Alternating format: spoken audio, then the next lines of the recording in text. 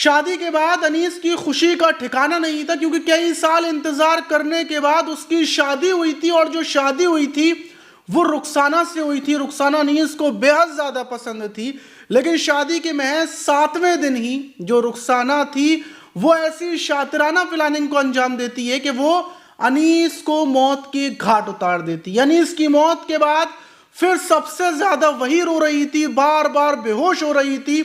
पूरे गांव में कोहराम मच जाता है कि शादी के 7वें दिन दूल्हा अनीस की हत्या क्यों कर दी गई, आखिर क्या वजह थी, किसने हत्या की, किसी को कुछ नहीं पता था। लेकिन जब पुलिस कातिल को ढूंढने में लगती है तो पता चलता है कि हत्यारन कोई और नहीं बल्कि वही रुखसाना है, जिसके लिए अनीस पागल हो रहा था, जिसके लिए अनीस ने अपना सारा पैसा शादी में खर्च कर दिया था।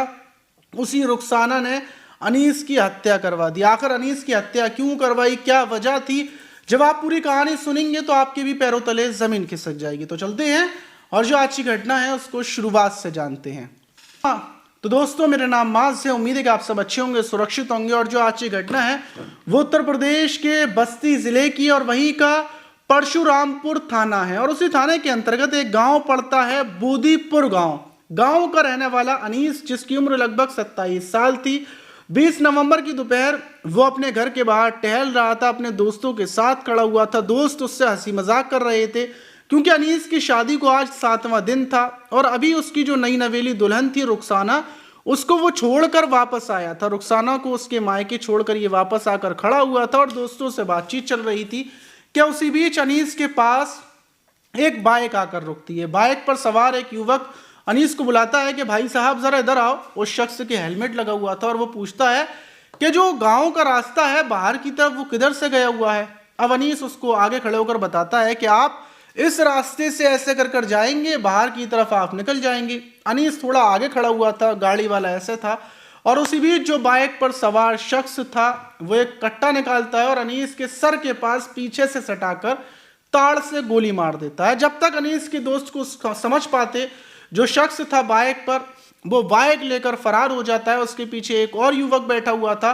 ये 2 युवक अनीस के सर पर गोली मारकर वहां से भाग जाते हैं। फौरन अनीस को उठाया जाता है और अयोध्या अस्पताल लेकर भागते हैं। गांव में खलबली मच जाती है कि अनीस के ऊपर किसी ने गोली मार दी है।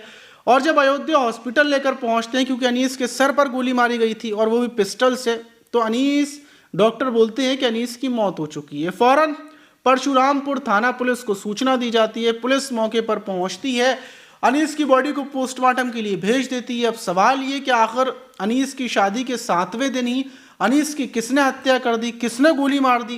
पुलिस अब जो बाइक आई थी उसके बारे में पता करना शुरू करती है, अनीस के दुश्मनों के बारे में पता करने लगती है।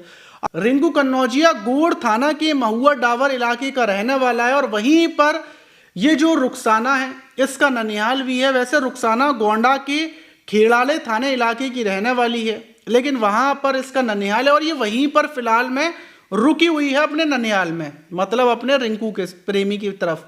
अब पुलिस रिंकू के बारे में पूरा बायोडाटा निकालती है, पता करती है, तो कॉल डिटेल्स से यही पता चलता है 2 से 3 साल पहले से रिंकू और रुखसाना की प्रेम कहानी चल रही थी। गांव के लोगों से ही पता चलता है और इसी बेस पर पुलिस रिंकू को गिरफ्तार कर लेती है। और रिंकू की जो लोकेशन थी, लास्ट लोकेशन चेक की जाती है, तो लोकेशन यही पता चलती है कि वो अनीस के गांव में आया था और ये बात कंफर्म हो जाती है। पुलिस रुखसाना और रिंकू दोनों को गिरफ्तार कर लेती है। गिरफ्तार करने के बाद जब सख्ती से पूछताछ करती है तो दोनों टूट जाती हैं और रुखसाना जो कहानी बताती है उसको सुनकर पुलिस वालों की भी रोंगटे खड़े हो जाते हैं। रुखसाना बताती है कि आज से 3 साल पहले से, क्योंकि जब वो अपने ननिहाल में नाना की यहाँ पर आया करती थी तभी उसकी रिंकू कन्नौजिया से प्रेम कहानी शुरू हो गई थी। और वक्त गुजरता जाता है, दोनों एक दूसरे को बेहद ज़्यादा प्यार करने लगते हैं और रुखसाना अपने परिवार को शादी की बोलती है कि वो रिंकू से शादी करेगी।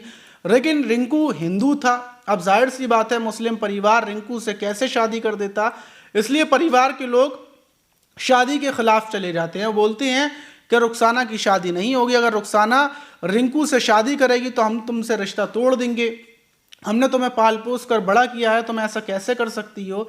रुखसाना को ये सारी बातें बताई जाती हैं तो रुखसाना बोलती है कि ठीक है, जैसा परिवार जहां से मेरी शादी करेगा मैं वहीं से शादी कर लूंगी। और उसी बीच जल्दी से जल्द रुखसाना के परिवार वाले रिश्ता देखते हैं और अनीस के साथ 13 नवंबर को रुखसाना की शादी कर दी जाती है। अनीस बड़े ही धूमधाम से बारात लेकर आया था।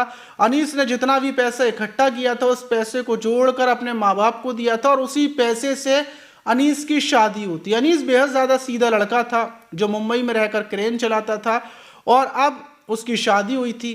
परिवार के लोग बताते हैं कि शादी के दूसरे दिन अनीस की खुशी का ठिकाना नहीं था। वो अपने माता पिता के हाथों को पकड़कर चूम रहा था कि उन्होंने उसके लिए इतना अच्छा रिश्ता किया, इतनी अच्छी लड़की मिली है उसको रुखसाना बहुत ज़्यादा पसंद आई थी और वो रुखसाना के लिए एक डायमंड मतलब महंगी वाली रिंग भी लेकर आया था जो उसने मुंह दिखाई में दी थी। मतलब अनीस शिद्दत वाला प्यार कर रहा था। अनीस का कहना यह था कि हम लोग यहाँ से चलेंगे, मुंबई में रहेंगे और वहीं पर रहेंगे।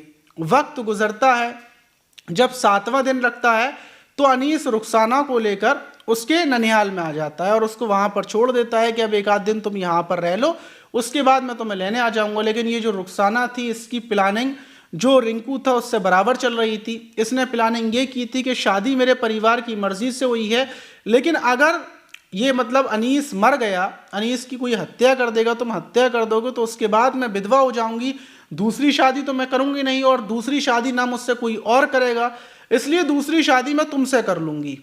और ये प्लानिंग थी। और जब ये अपने ननिहाल में आ जाती है तो ये रिंकू को पूरा एड्रेस भेजती है और बताती है कि अनीस इस टाइम पर गली के बाहर खड़ा हुआ है अपने दोस्तों के पास, वहीं पर पहुंचो।